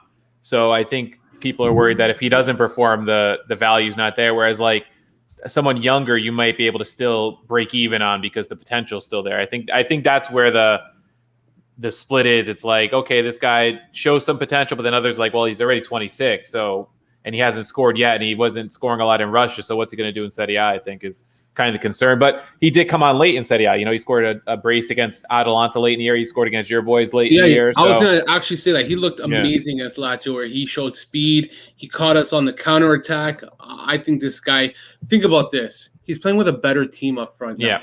I'm going to be honest. Roma's a much better team than Genoa. He's playing let's just say this, okay? He's playing beside Zaniolo. Let me know and Mkhitaryan, okay? So you got Mkhitaryan on the left. You got freaking Zaniolo on the right. You got Aldor in the middle. I think that's a much better upgrade compared to what he had to do with Genoa. But I want to hear Johnny because I feel bad because he's licking his lip there and he's like, I gotta get on this. Dry for some reason and it's bothering me. Sorry, and it's just become a habit at this point. I think it's like I said, it's going to be good. It's I don't have super high expectations, and I'm not going to be one of those that are like, we spent a lot of money. Well, mind you, that like in today's market, 17 million euros in Serie A's market is a lot, but if you look at the grand scheme of things for a striker at 26 years old, when you see guys like Ben White being sold, like he's not a striker, but still like a guy like Ben White being sold for 50 million euros, it's in the grand scheme of things, this is actually a small fee. It's just that we're so used to the old days of like 17 million euros was usually for a serious player. And if he ends up actually panning out and he actually, let's say he gets 12 to 15 goals this season, like give or take in Serie A, if I want to say across all competitions, if he gets 15 plus, I'd be super happy with that. Especially if Dzeko's getting majority of the playing time and he's going to be coming off the bench as a replacement, or if he's being used as a second striker, or even if he gets the, I don't want to say scrap games here and there. I'd still be okay with it. I think overall it's good. The competition is going to be good. Okay, and I'm gonna piggyback here. Drew, 34 years old. I don't give a fuck how old he is. That guy can put in a lot of minutes still, because the last couple of seasons, he's never had to play heavy minutes for Chelsea. Has always been used more as a rare starter, more of a substitute. He is gonna have a great season with Milan. He will adapt to Serie A. He's a big guy. He's physical. I think he'll have a good season with Milan, personally. No shit talk on Giroud here, man. I think the guy's a winner. He's won so much championships, and I think it's a great sign for Milan. But it's just, again, I always get off topic, my ADD and my attention disorder there. But guys, what happened to Xhaka? Because I don't know off the top of my head. Steven, I'm gonna start with you. Like, I thought this guy was coming to Roma, and he was the savior. This is the guy who Mourinho, I want Xhaka. Meanwhile, this guy's he lost his armband at Arsenal. Freaking was the walking disaster in the change room, apparently. I honestly think that Roma dodged a bullet, because this is what you don't want in your dressing room. You got a guy who kind of like is a circus clown at Arsenal, and I just think this is not what you want, considering what you said before, what happened with Dzeko last year, and losing kind of that love for the team, say whatever it was. I think this is a positive move, and you guys saved a lot of money. I'd love to hear what you. Yeah, so I guess Roma was offering about 15 million euros is how the story goes. Arsenal was looking for somewhere in the 20-25 range, I think, and they wanted the cash up front. Roma, not a team that usually splashes cash these days up front, especially with the pandemic. He was willing to give up his bonus. It seemed like he was coming. He wanted to play for Mourinho. Mourinho wanted him. He was Mourinho's number one target. And then just a couple of days ago, Arsenal announced that they were actually going to offer him a renewal to keep him around. And after the last friendly, I think he tweeted out or Instagram or something like, it's good to be home or something, after playing at the Emirates or wherever they were. So it seems like it's dead. I don't know if it's just posturing on Arsenal's part, about the extension or not. But it's interesting because, he's not a spring chicken and he's 28 or so. He's kind of at his prime, probably coming down from his prime. And from what my co-host on our pod, Sean, says, like, he plays a similar game to what Cristante can already do. So they're probably not two guys you would play together anyway at times. So I don't know but it's a guy Mourinho wanted, so I trust Mourinho's judgment.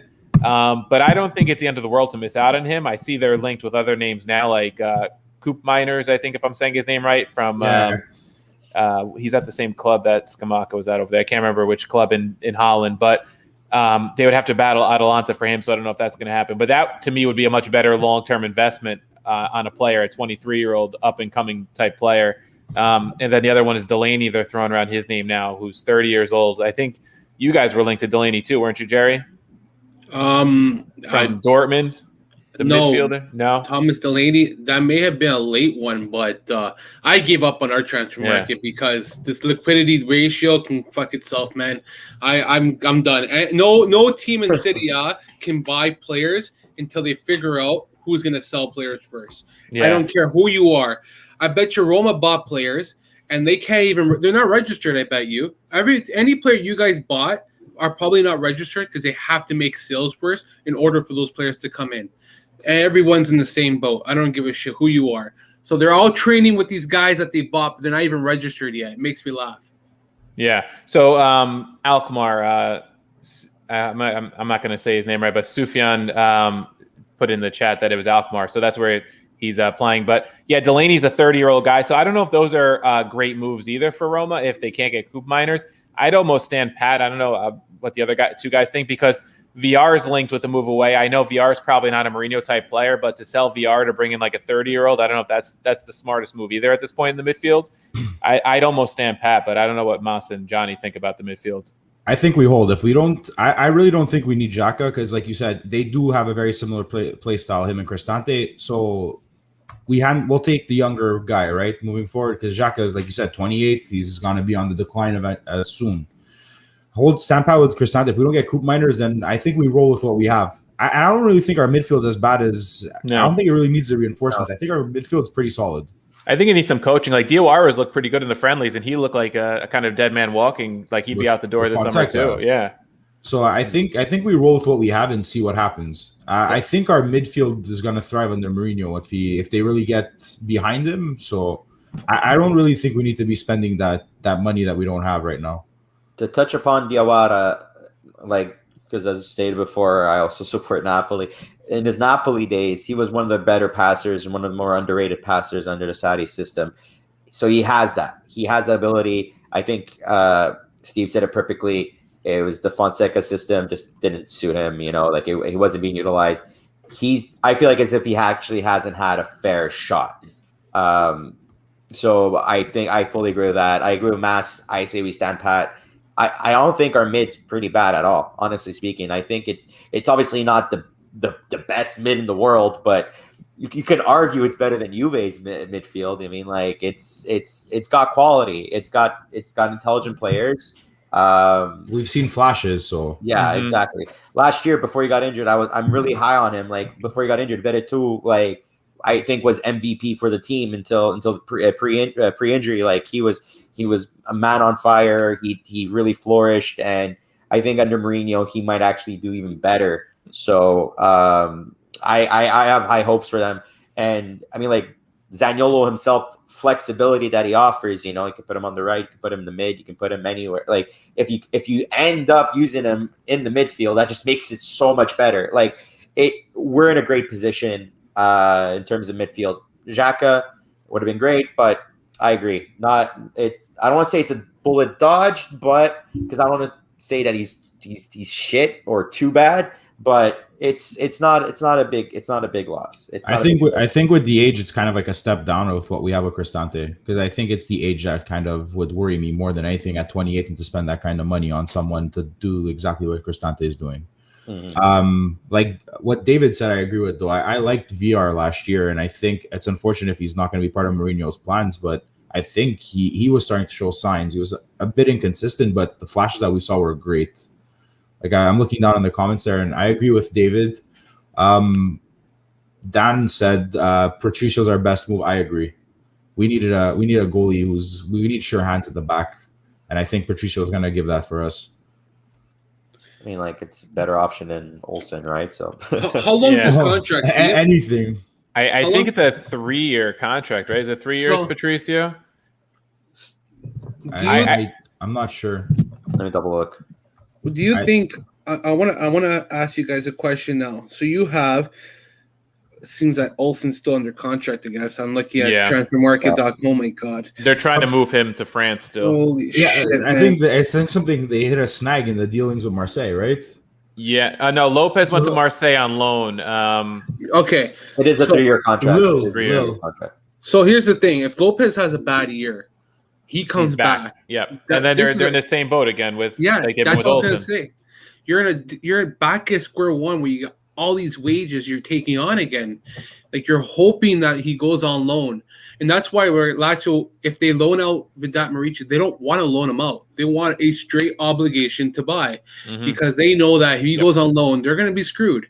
They don't want to be in the same situation Roma's in, where they're giving out these loans and they come back. And Lazio's in the same predicament. Johnny going on loan and shitting the bed. Dermisi, what a waste of money that guy's been since Real Betis. I think Paul Lopez was an obligation to buy.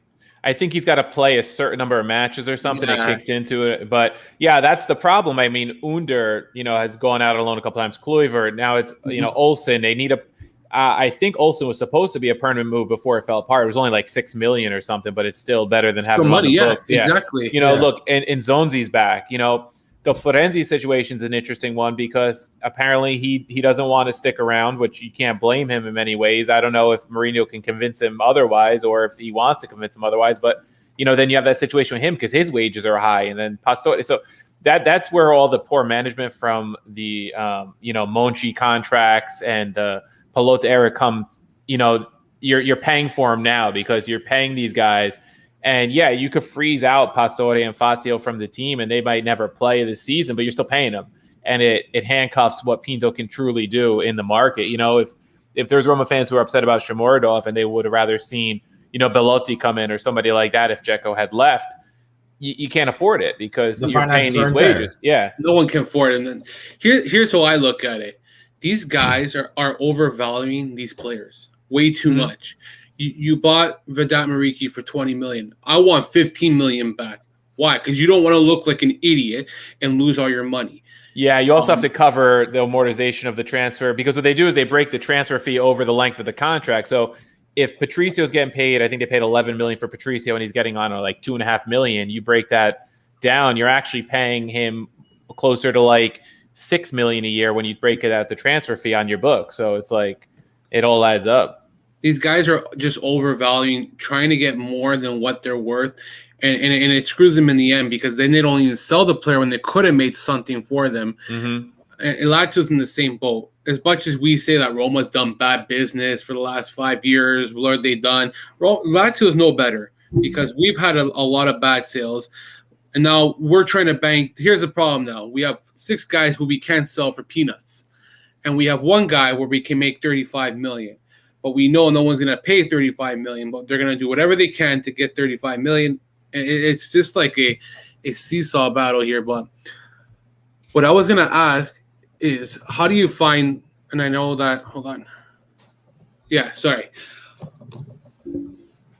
How impactful will the loss of Spinazzola be for Roma? Because, and I want to piggyback as a two-part question. Do you think that Roma will be able to overcome the loss of Spinazzola? Because you get Zaniolo back, which is a positive. Then you lose a Zaniolo in a way on the back end. But who did they sign, you said, Steven? Matias Vigna from Palmeiras. Now, you've already elaborated on that he's actually a really good player. Do you think that this can equate to a problem in the long term given how much they paid for him plus his wages, or do you think this is just a good backup plan and something for the future where they can still build off 2 good players? Yeah, I mean, the Spinazzola loss is going to be big. He was one of Roma's most important players last year, pushing the left flank. We saw the same thing with Italy, like managers game plan for him. Di Lorenzo turned into like a makeshift third center back so that Spinazzola could just run roughshod down the left side. He was kind of doing the same thing for Roma last year, and I'm sure Mourinho would have utilized him similar to the way he used to use Maicon down the right for his Inter teams, where he would have one fullback really just bomb forward. Vigna, from what I've read, he's a Uruguay starting left back. They're a pretty defensively sound national team, which speaks to how he can defend. That team, I think, gave up 2 goals the whole Copa America, and they made the, quarterfinals or semifinals.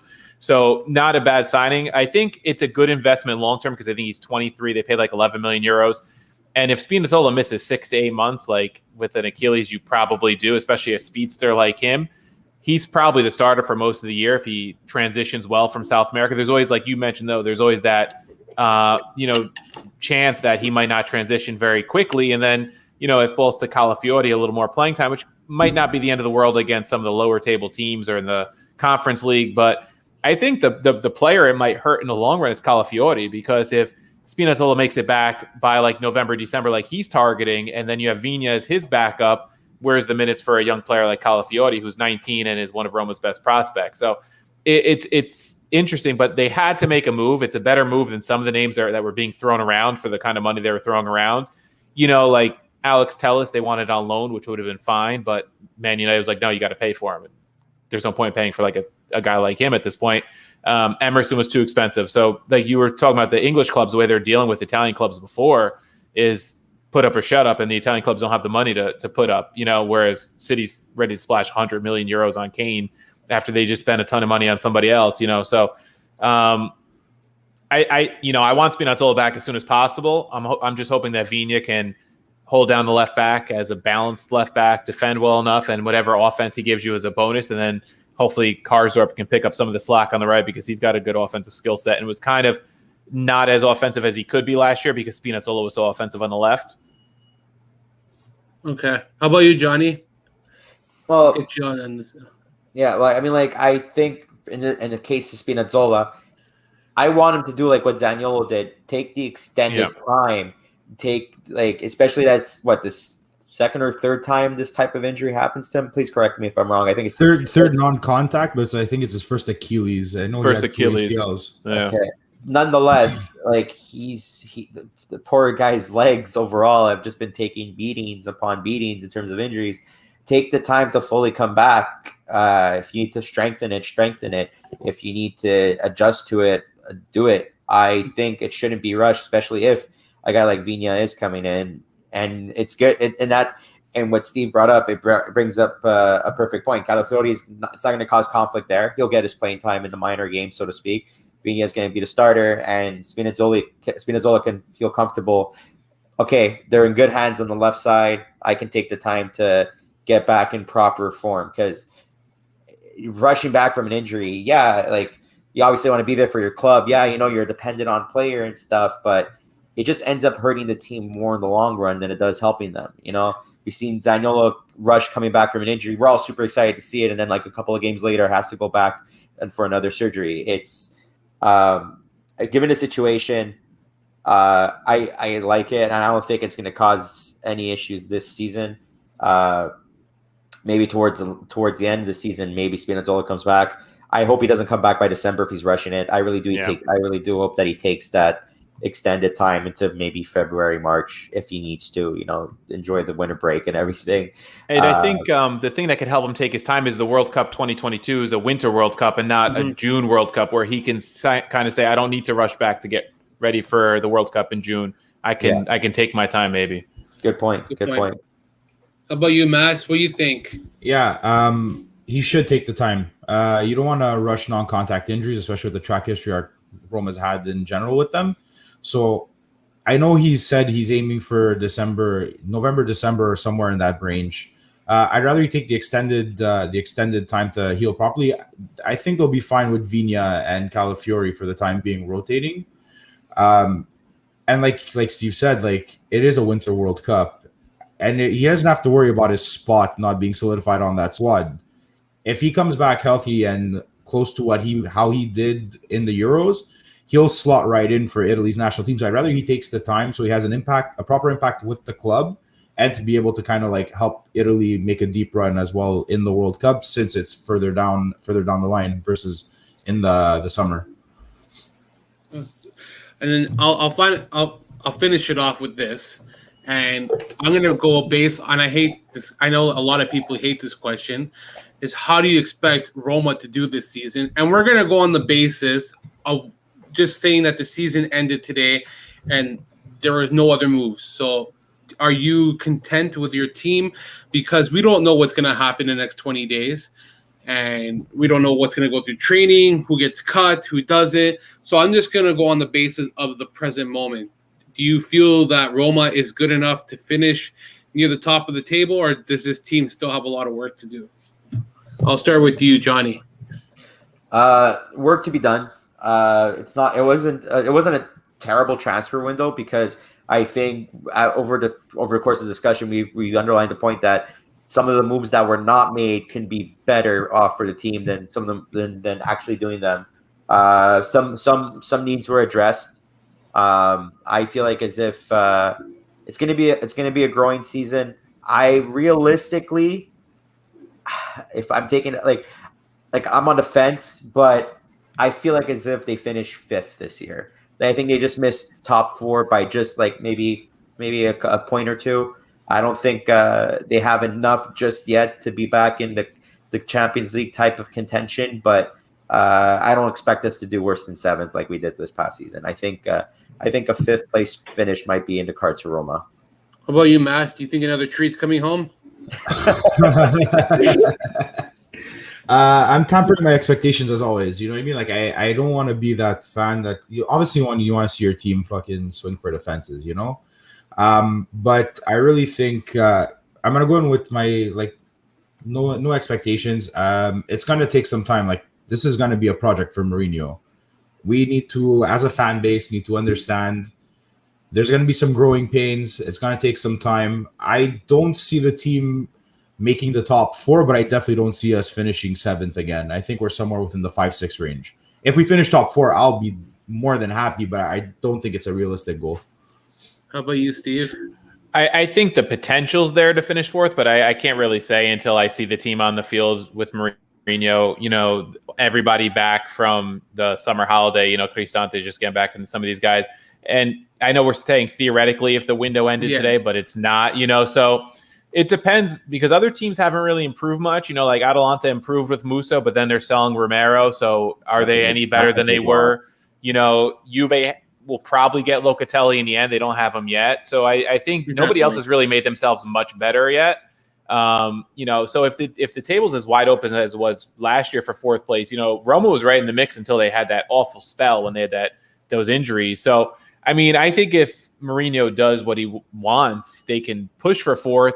But I would be shocked if they finish lower than 5th or 6th. That's why I wanted to we reword it differently because it's just a theoretical question, and I hate how people say, "How do you think they're going to do next season?" Well, there's still another month to go, but it's just a theory, right? I'll reconvene later on in a month and ask you again, and then get a better answer. But I actually want to ask you guys this. I know that I said last question before, but I always have these things in my head.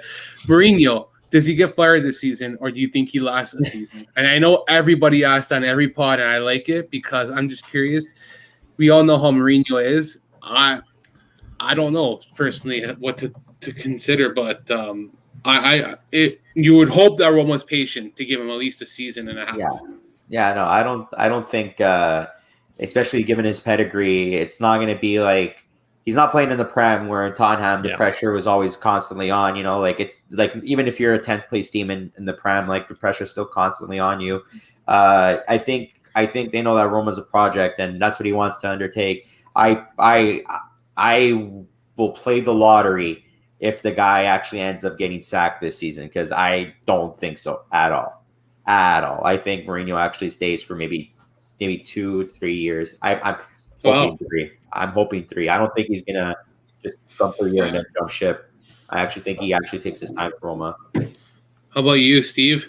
Yeah, I'd say there's no way he gets fired this year. I mean, there would have to be some kind of massive blow up in the dressing room for him to get fired, some kind of player revolution, which I don't see happening with the players they have there and the mentality he's building.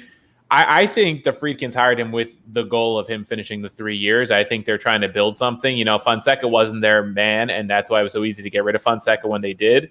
And I think they're looking to build something. You know, the fact that he said it's going to take time in that press conference makes me think he plans on being here for a few seasons.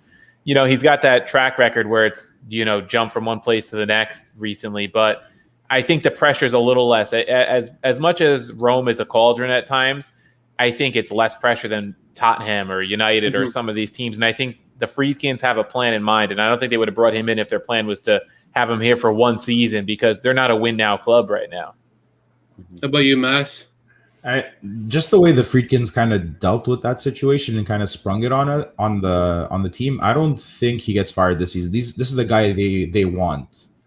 So he knows it's a project. He's got a lot to prove, especially with his current track record. And like Steve said, unless something really happens in the changing room, which I doubt, there's no way he gets fired this season. He knows, he said it, like you see the way he talks to the press, it's going to take time. He makes everyone understand that. If the fans understand that or not is another story, but I think with management, this is the guy he wants. I think he makes it through all 3 years. I think we extend him depending what happens. I think this team needs continuity. That's what it needs. It needs. Yeah, we need it. No more caretakers. Yeah, you don't. Yeah, I even see the same issue with Napoli, where they need to stick with Spalletti. You went from Sarri you went to you went to Ancelotti. From Ancelotti you went to Gattuso. From Gattuso now you've gone to Spalletti. Now Roma and Napoli are kind of similar, where they've gone from manager to manager to manager in the last 4 seasons. You need to stick to a game plan for 3 seasons and build something long term. I think we need a it was 2 foundation. years. the I thought foundation. it was 2 years. It wasn't like as if he was like a year thing and that was it. It was 2 years. It was just. Who, Fonseca? I'm talking about that. You said for like you went to touch upon Ancelotti at Napoli. Ancelotti wasn't like rapid fire. You know what I mean? He was Like, gone after a year and a half, though. Yeah. I He mean, was like, gone. You know what I mean? It's still it's too quick, man. Like you need 2, 3. Look at Simone Inzaghi. He stood 5 years, but look what he did in 5 years. He built a foundation. I know that it's not comparable to other teams because of their money and everything, but he left Sarri in a position to take over, and it's not bad. Look at Juventus. They had Allegri for such a long time. He created a foundation after Conte. but he also inherited after Conte, though. He inherited. No, he did. You're right, but that's what I'm saying. You're inherited, but you're still there's a foundation. He didn't get fired after a season. He continued the ship. He rode the ship and didn't blow it up. You need somebody to come in, ride the ship, and steer it in the right way. You know what I mean? Like, yeah. And even from a market perspective, you look at what Mourinho's inheriting and Pinto's inheriting. If you want to build a team in Mourinho's image, you need to give him at least a couple of years to clear the dead weight and have Pinto have a chance to bring in a couple players that he wants to fit his mold. Yeah, they have to understand that. We got to clear a lot of deadwood from the previous administration, so it's gonna take time. If we got to be patient, that's the best I can say. So, like as much as we hate Latito and how cheap he is and the kind of person he is, I respect him for being patient with Inzaghi in the early years, and it paid off. It kind of got impatient at the latter.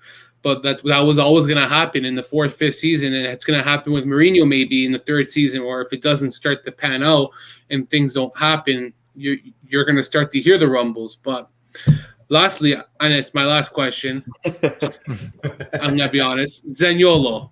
I don't think we actually touched upon his injury. Coming back after 2 significant injuries, do you think – how does Roma manage him? I think that they have to – kind of manage his minutes. You don't go guns blazing and just overuse him at the start. I think you got to manage his games. You don't start him Champions, Europa League or Conference League, and you play him on the Sunday. You got to be careful because it's a significant injury. He's had 2 now. Mats, what do you think? You kind of saw it, I think, in the first few friendlies where you see he wants to make that run like he's used to, and he kind of like holds up with the ball. But it's going to come down to the player to kind of get back into it, because you always have that at the back of your mind when you have a significant injury. Like, you're not going to always go 100% because you're worried, right? Especially that it's so soon that it happened between the two of them. They're gonna have to manage him. I think he understands, because he did take that extended break to really heal up properly for the Serie A season instead of rushing to get back for the Euro. So I think he understands what's in store for himself. So I think he'll be fine. But like I said, we just got to be careful. And I mean, there's got to be something wrong at Trigoria that we got our guys, or Villa Stewart, where our guys are going down with non-contact injuries so often. So the ironic thing, though, is Zaniolo and Spinazzola both went down with the national team. Yeah, I know. Which is the crazy thing. Which is crazy, but yeah, it's just a trend with Roma. I mean, I think Florenzi as well with a couple of non-contact injuries, it's like 20 ACLs or something. Yeah, what was it? There's like 20 ACLs within like 9 years or something. It's insane. It's insane. Well, that's actually a good point you said there. That's a great point you said there, Steve. I actually didn't think about that. I didn't. Zaniolo went down in that Nations League stuff at the beginning of the season before Serie A even kicked off last year. Yeah, useless. Which were they playing at the Olimpico? Because that would be even funnier. No, I think they were playing at the Olimpico. It was somewhere out in Europe. I don't know. Some fucking. Until Italy wins another trophy, though, Jerry. If they win the trophy, then maybe it won't be useless. Yeah, it's a good point, actually. It's true, actually. It's funny how you say that. If we don't win the trophy, it's useless. But if you win it, you're like, yeah, this is great, man. I love the Nations League. I won a trophy anyways. It's like the CONCACAF had it, too, this year, and it was useless until the U.S. beat Mexico. Then it felt really good to beat Mexico. So U.S. Twitter went on like crazy, and you're like, wow, really? I saw someone tweet like the international treble. Italy, someone was like half Argentinian, half Italian, living in the States. I saw that, Yeah. No, what do you think, Johnny? Does how would you go? I mean, have his Instagram stories. The guy's been training like a beast. Yeah. Freaking legs are A massive. lot of size to him. Longer. I wouldn't say that he's. I wouldn't call him a twig before, but he's definitely gained some. I guess some muscle for him. I think he's confident. I think he's trying to show like, no, guys, I can play the games. But I like the idea of like ease him into it. Don't play. Don't play on during the weekend and play on a Sunday. Pick either or. Pick your battles. See what's more important. I don't think they play him early on in the conference league. I think if they do actually make it onto like let's say the elimination rounds, that okay, we'll start using Zaniolo. We'll start using a bit of our star power. And that comes later on in the season. So like if it starts off that you only play Zaniolo on the Sundays, just use him once a week, let's say, and then come winter time, come early spring, okay, now you can start using him twice a week. It's a good transition because like if he's been consistent for once a week, let's say, they play him twice a week or whatever, it's good. Obviously, when it comes to international breaks, that's a whole different factor because now Mourinho as a manager doesn't have the say in when he wants to use Zaniolo. It comes more down to oh my god, Mancini. I don't know why I blanked out there for a second. My brain just did the Windows XP restart noise.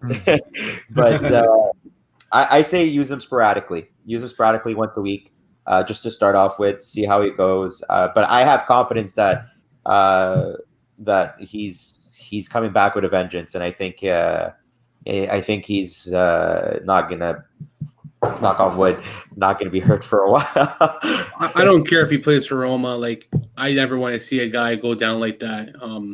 They're young. They're professionals. It doesn't matter if there is that derby kind of hatred. For me, I like to see Zaniolo come back 100%. I'd like to see Spinazzola come back 100%. Not just Roma, who they represent Italy as well as a whole. Exactly. So these guys are human. I think some people just take it a little too serious and say die and all that crap. And it's like, bro, they're just players. I understand there's the whole rivalry, but at the end of the day, they just go on the field and do what they can to help their team win. And they're just a professional. It's like us going to work basically as well. So I hope they're 100% because Roma needs it to get better. That's 100%. And I think that, and it's a good, I'm going to say it's a good shout by David Amayo on Calcio Connect, on Calcio Land, that it probably is the biggest signing of the summer, Zaniolo, in a way, because he didn't play last summer. And it's a good shout by him because, like, he only played what? He didn't even play a game. He didn't play a match for Roma last year because he got hurt right before the season. I mean, you make a great point that David brought out. He's arguably could be one of the top 5 players in the league, attacking players, if he's fully fit and reaches what the potential he has. The shame of it for Roma is they just can't get all their best players in the field at one time. Like Mas was saying, every year there's somebody. Spinazzola's hurt before the season starts. Like if you had Spinazzola and Mkhitaryan and Zaniolo, then maybe the attack can really function and really scare people. Now it's like you're down already Spinazzola. But going back to Zaniolo's playing time, I think you have to manage him. If you're playing Conference League, Fiorentina Conference League in the first week and a half, skip the Conference League for him. Let the other guys handle that. Let Carlos Perez play the right wing, and you should still be able to beat Trabzonspor, the other team, whoever you might play.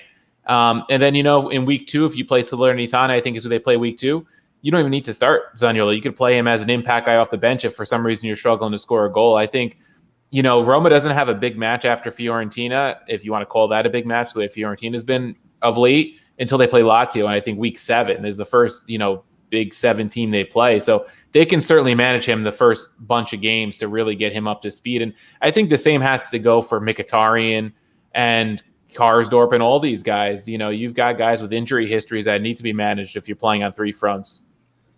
No, for sure. I think that's all I have for. I think we covered a lot with Roma. And side thing, Jorge Rodriguez has joined in, and I'm going to give him a shout. Ligue 1 starts this weekend, and I know this is a City Up podcast, but I respect Ligue 1. And for anybody who's interested in watching some football that's starting up, the Belgian League started 2 weeks ago. The championship starts this Friday as well. It's Bournemouth versus West Brom. And then you got, I don't know who starts for Ligue 1 on Friday, but for anybody who's interested, Lyon plays on Saturday. You got PSG playing Saturday. I'm actually curious to see how PSG does with that $1 million roster. I hope they choke to death because they make me sick to my stomach. And another side topic, guys, Locatelli is not joining Juventus this summer. I think that ship has sailed way gone, and it's just going to be the same story every day. But Monaco versus Nantes. There you go. Friday at 2:45. But there you go, Jorge. I give you some love for your Ligue 1, and I'll watch the game on Saturday so we can bring you on and we can talk about Lyon. And I know Alex is watching. Guys, thanks for coming on. I really appreciate it. Great insight, great background on Roma. Steven, you always cover Chiesa di Totti great. Mass, you always chirp on that piece of shit Gary Neville great, and you keep roasting him. And Johnny with the Calcio guys, great work there. But guys, let everybody know where they can follow you. Go ahead, Steve. All right, so I write for chiesaditotti.com. I'm on Twitter. SChivilloCDT is my handle. We've got a lot of preseason coverage coming out. Positional preview started today. Our under 23 countdown starts next week, and then before you know, we'll be back to the match day coverage in just about 2.5 weeks. Nice. How about you, Mass? I'm at Mass148 on Twitter for all things, like Jerry said, harassing Gary Neville and his disrespect towards the Italian national team, all things Roma, and that's pretty much it. How about you, Johnny? I just want to say the Chiesa di Totti, I want to back them up on that. Great. If you're a Roma fan, great page to follow. Especially I love it when they go back and forth with Viola Nation. It's always fun to get in as the third, just to have fun with it. You can find me at Janny Rules 27. Rules is RULZ 27. I made it when I was 7 years old for my Hotmail account. It's been the same way ever since. If not, you can also follow me or my podcast with my cousin and my friend Adriano at the Calcio guys. We cover Serie A as well. But yeah, that's where you can find me on Instagram or Twitter, or as well as the Calcio guys on Instagram or Twitter. Nice, guys. Nice. Dan Kida. No one cares about Liga MX. Sorry. Sorry. You can follow me at jmancini8, Culture Connection, CultureCom Pod, and the great, infamous Alex Donald at Alex Donald. He is in the background somewhere watching us, but I think that he'll come on any second just to close it off. And there is not a picture of him. There he is. There he is. Like the Wizard of Oz, where they find the wizard at the end. The bad behind the curtain. Could have thought that was Mr. Clean for a second there. Wow. It could be, right? I wanted to look more like Johnny. Oh, listen, yeah, I was dealing with some stuff at home, but I had you guys on in the background the entire time. Everything sounded fantastic. I've learned a lot about Roma, and I've also learned that Jerry can do my goddamn job. Like I feel a little bit unnecessary now because Jerry, you did such a good job moderating and leading everything, man. You're becoming a rock star, sir. I just knew how bad Roma is, so I knew what to talk about. No, I'm joking, but I guess it's easier when you know what you have to say. And I'm like you, man. I don't make questions. I make questions on the spot. I can't prepare for shit. I'd rather spend a half an hour writing an article than spending a half an hour preparing a pod. Steven, I guarantee you probably put a lot of time into your pod and prepping it. God bless you for doing that, because I just don't have the time. I learned from Alex just to wing it now.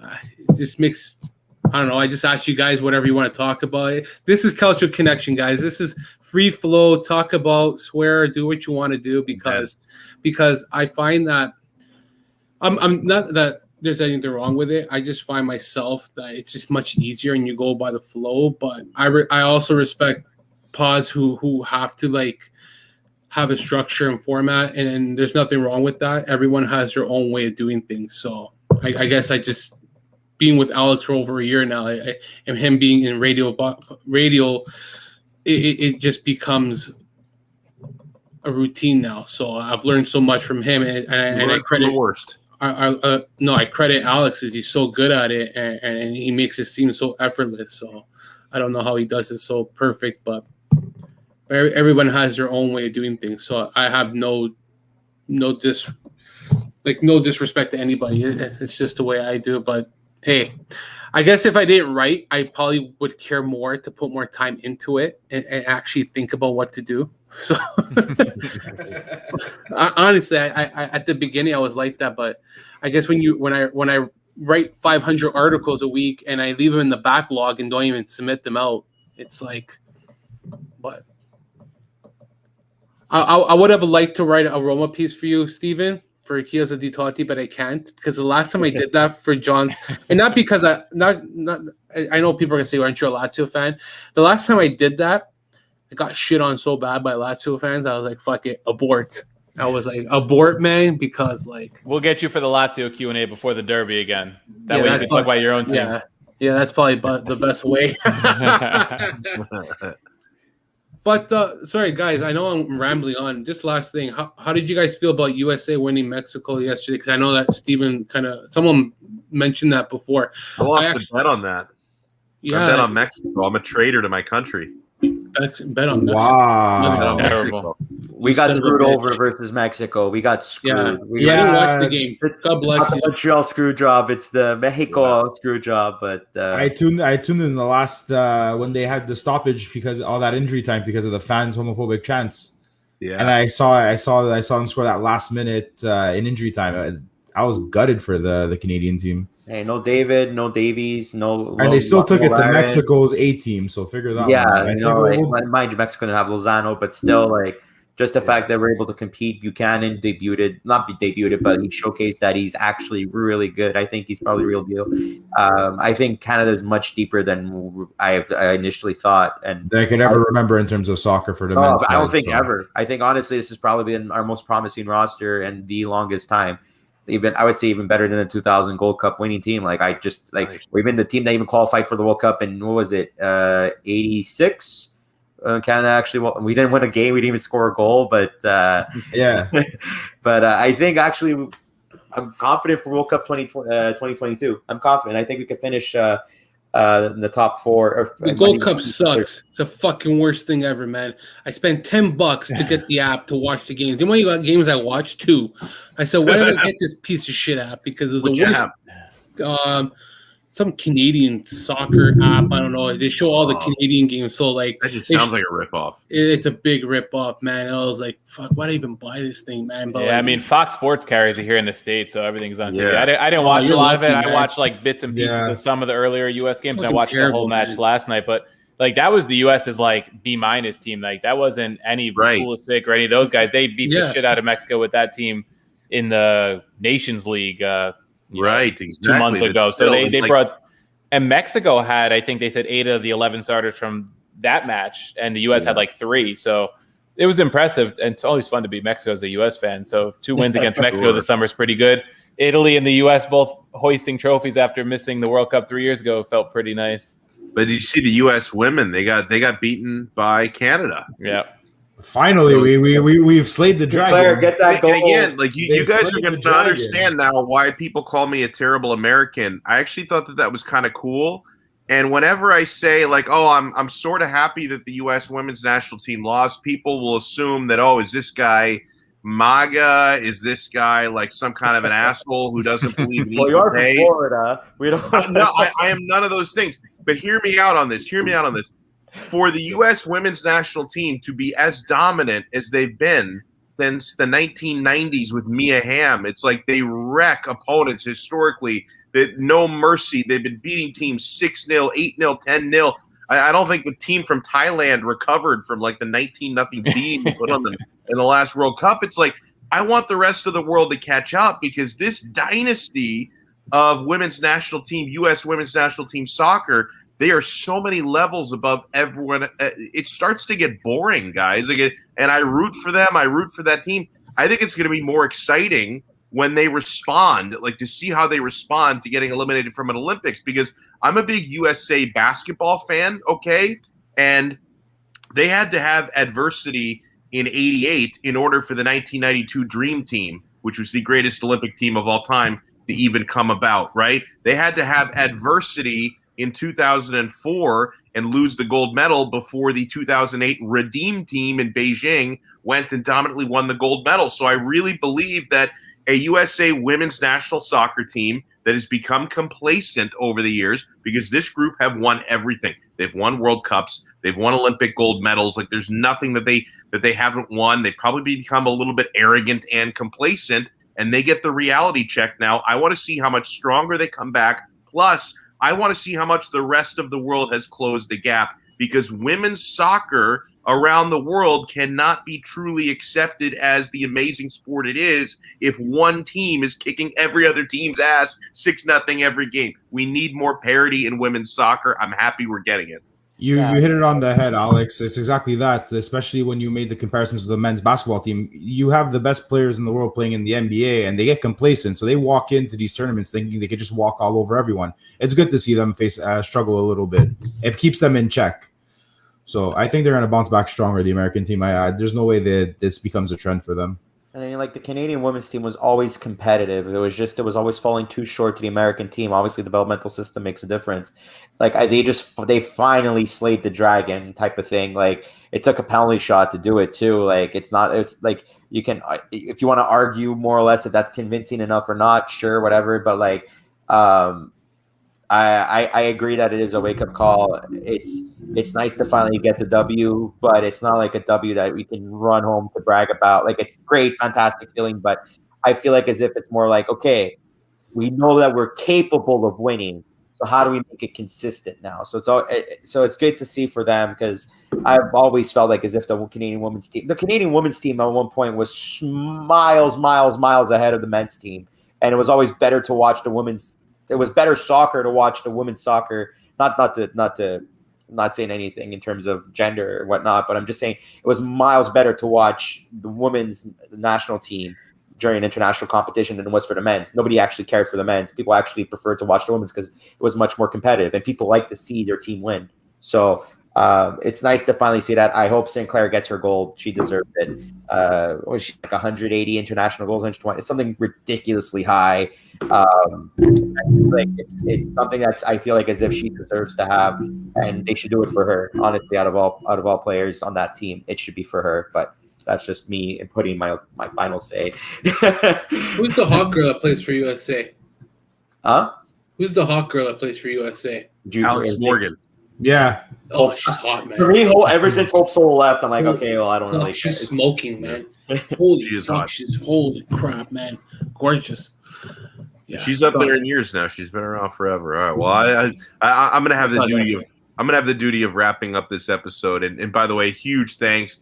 Had to deal with some things at home, and so it's nice to know that I've got a good friend and co-host like Jerry who can hold it down and do an awesome freaking job, and a great panel like the fellows we have here talking some Roma and Steve, Mass, and Johnny.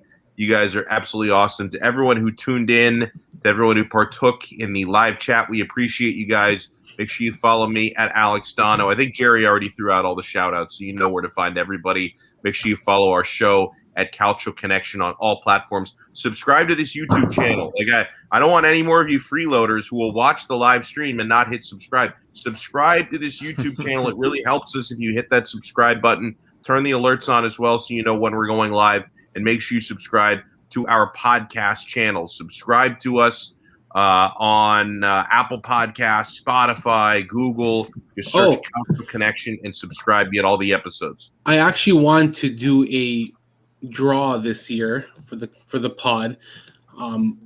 Luckily, I know this is the last thing I'm going to say. I've said this 100 times. I actually want to, probably on my own podcast, I want to do a raffle or something, like a draw or contest for a Calcio jersey. And winner will get the choice of their jersey, and I will ship it out to them because the store, T.Italia, basically ships it out for me. So they'll send it to someone. So if anybody has good ideas of making a contest for a jersey, official, your choice of name, I would love to hear the piggy bank answers, and I want it to be something where it's fair, not these stupid. Send out a tweet and you retweet and you hashtag and you can win something. That is the stupidest thing ever because it's such fraud and garbage. It's like a pyramid scheme. Okay, it's just bullshit. How do you know that if 100 people retweet, they're gonna be the selection one? Maybe we do a pool amongst like people and we do something, but I would love to like have an idea of how I can distribute for a jersey, and I would love to do that. Something that we can raffle off. That's all. That's all I have. All right. Yeah. Alex is ready for bed, guys. I have to sleep, man, because my kid who's not feeling well, he kept me up half the night last night, so I'm ready. I'm ready to enjoy some sleep, and thank you everyone for tuning in. We will talk to you guys next time on another episode of the Calcio Connection podcast. Ciao. Oh, that's fucking smart. Serie A confidence pool. That is fucking genius. Juventus sucks anyway.